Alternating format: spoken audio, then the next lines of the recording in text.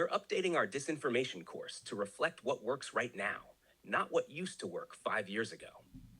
And one of the most important shifts is this: we're moving away from traditional fact checking as the frontline response. Why? Because fact checks are often too slow, too dry, too easy to ignore. Meanwhile, disinformation spreads fast because it's emotional, simple, and story driven. It's not about truth, it's about impact. So instead of just correcting lies, we're learning to out narrate them. We call it narrative building, and it's exactly what it sounds like: telling real, relatable stories that show how these lies hurt people, making the truth felt. This 5 minute walkthrough starts with a typical, boring fact check and then shows how to transform it into something powerful, something that lands. Let's take a common lie we've seen from Elon Musk: disinformation claim. Musk says he saved taxpayers $105 billion by cutting government contracts and waste. Typical fact check the old way. Musk's claim of saving $105 billion is misleading. According to available data, over 90% of those savings are unverifiable, and in many cases, the canceled contracts were never fully obligated. Actual savings may represent only a small fraction of the claimed amount. Technically accurate, but who's going to remember that? Now let's show what happens when we apply narrative building instead. 5 different ways to tell the truth so it actually resonates. Focus on who gets hurt. This strategy personalizes the impact.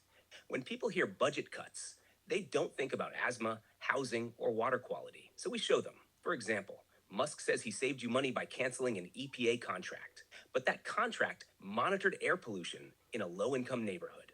Now the data's gone, asthma is worse, and families are left without answers. That's not savings, it's harm. Meet the math. This approach uses humor and visual contrast to expose the absurdity of inflated numbers. For example, Musk claimed $69 million in savings, but the government only planned to spend $5 million. The rest never existed. He added imaginary savings to a spreadsheet and declared victory. That's like saying you lost 30 pounds by canceling a gym membership you never used.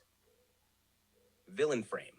This technique draws a clear moral line. It shows who's fighting for people and who's hiding behind power. For example, while families are struggling to pay rent and access clean air, Musk is canceling contracts that weren't even fully funded and calling it a win-in. He's not saving you money. He's gutting protections so billionaires can brag. That's not reform, it's betrayal. Before and after contrast.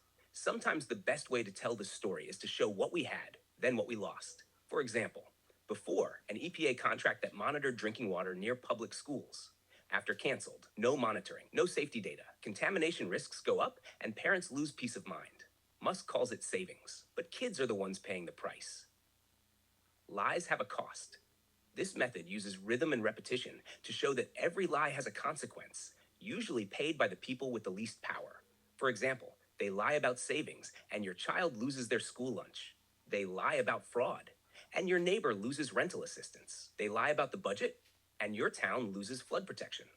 These aren't harmless exaggerations. They're lies that hurt people. This is what we mean when we say truth has to be felt, not just stated. Because disinformation isn't just a political tactic. It's a campaign of emotional manipulation. So instead of fighting it with charts, we're fighting it with stories that stick.